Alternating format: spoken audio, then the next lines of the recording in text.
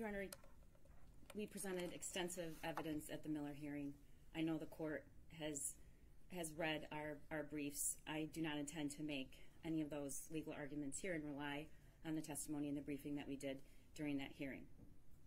I do need to address, however, newly additional arguments that the defendant made in his sentencing memorandum, referencing the guidepost report and essentially placing the culpability on the school officials. I want to say that there's not any dispute based on that report and all of the other facts that we know that there were numerous failures on that day by various individuals. But none of those failures diminished defendant's responsibility and the culpability for the decisions that he made up to and during the school shooting. And in arguing that other actors should have done more to intervene and stop him from his own planned, conscious actions, defendant fails to acknowledge that he consciously chose not to reveal his plans and that he, along with his parents, sought to cover up the fact that his parents had just bought him a gun.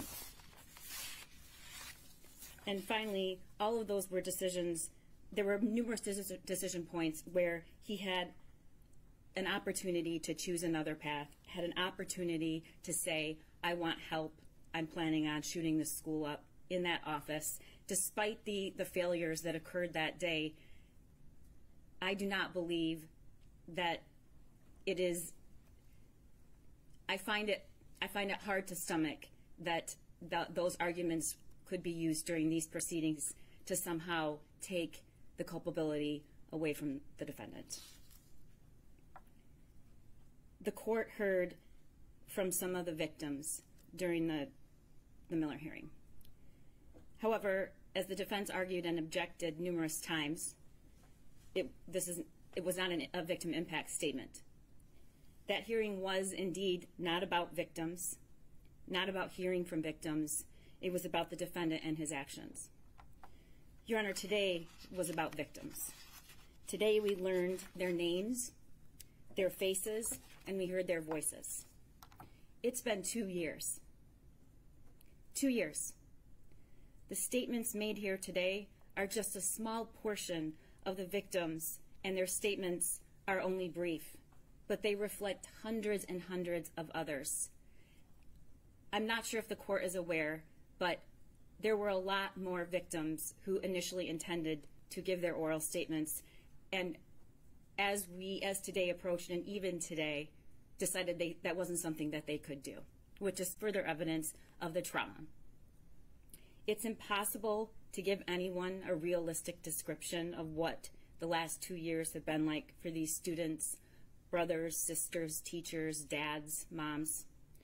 It takes courage to stand before the court in this room and relive the most painful thing that has ever happened to someone. It will take courage and grit every single day for the rest of their lives. We will all go home when this is over. But for these victims, there is no going home because their loved one is not there. And their kids are forever changed, injured, traumatized, and working to get through each day, as you heard every single one of them tell you.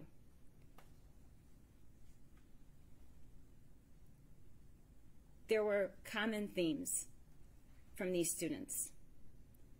They don't trust anyone anymore. They don't trust any place anymore.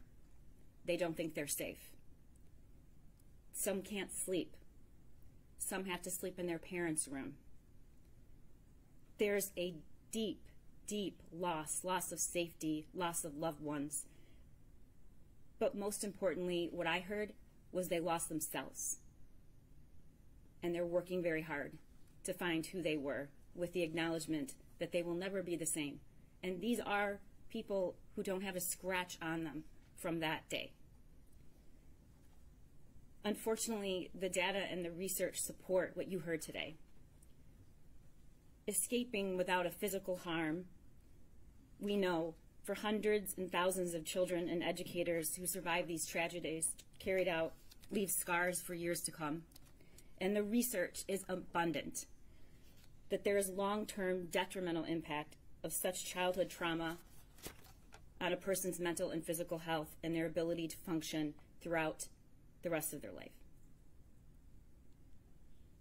The terrorism conviction and charge gives these students and parents a voice, and I thank you for hearing it. We also heard from the parents and family members who had their loved ones murdered that day, and we also heard from students and a teacher who were physically injured that day. And they were brave, and they told you a lot. But here's what they didn't tell you.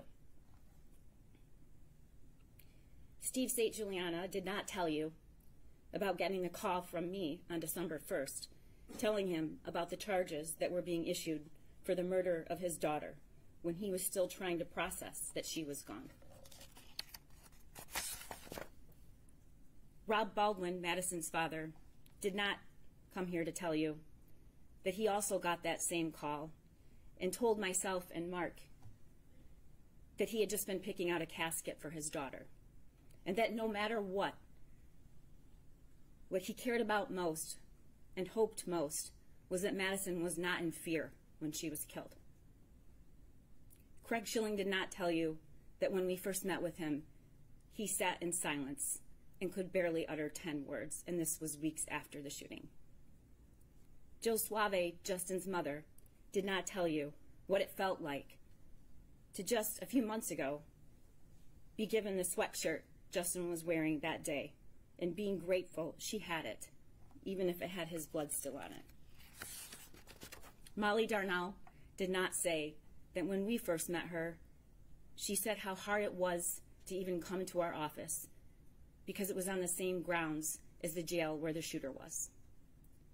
Buck and Sherry Muir didn't tell you what it was like to finally hear during the Miller hearing what their son's last few minutes in this world were like when they heard Christy Gibson Marshall say she stayed with him, she talked to him, she told him he was loved.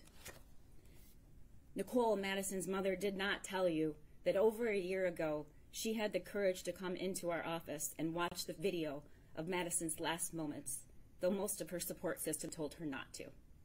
She did not say that watching her dear Madison crouch down against the wall with her hands over her head in terror as the shooter walked to her and shot her at close range, that it was like losing Madison all over again. Or when she asked to see the footage of just before the shooting 3 times and asked us to stop the image, holding her hands up to the screen, trying to memorize the way Madison's ponytail looked and the clothes she was wearing that day. Keegan did not share that the first time we met him was 2 years ago at his home. He was a foot shorter and at least 20 pounds less. He was wearing a hoodie and he wouldn't make eye contact. He seemed to be visibly shrinking from what had happened in that bathroom. In the 2 years that we have known him, he didn't stay in that same place. In fact, he refused to shrink. He grew, and he is stronger, which is remarkable given what we have asked of him, particularly in his testimony in the Miller hearing. We have been poring over these images and pictures and evidence for 2 years. We have watched and listened and provided support and communication the best we could to hundreds of these victims. The sheer force of the destruction, violence, trauma, and murder that the shooter caused that day did not stop at the doorway of Oxford High School. As you heard from so many students and parents, it was carried through the doors and out into the community. To every person who witnessed it, got a text from their child, tried to assist or help. It went into their bedrooms and their homes, and it will be carried with them for the rest of their lives. The shock waves that we have had a front row seat to these past 2 years as prosecutors and victim advocates, it is indescribable. Indescribable. They've endured the hearings, the media reports, the delays, the appeals, more threats. They've been told that they weren't entitled to information about how this could happen at their school. They've watched us all diligently and thoroughly protect the due process rights of this shooter, which is critical, but also seemed unfair to them. They have had to take a back seat while lawyers, judges, school board members, commentators, and experts discuss what happened there as if they can somehow understand. We cannot understand. We do not understand. But we can give them the grace and dignity they deserve by listening today. And I thank the court for allowing that. And though I acknowledge, Your Honor, the great weight of the burden upon this court today, I urge you to also give them the justice they deserve. I ask that you sentence the defendant to life without parole. Thank you. Thank you.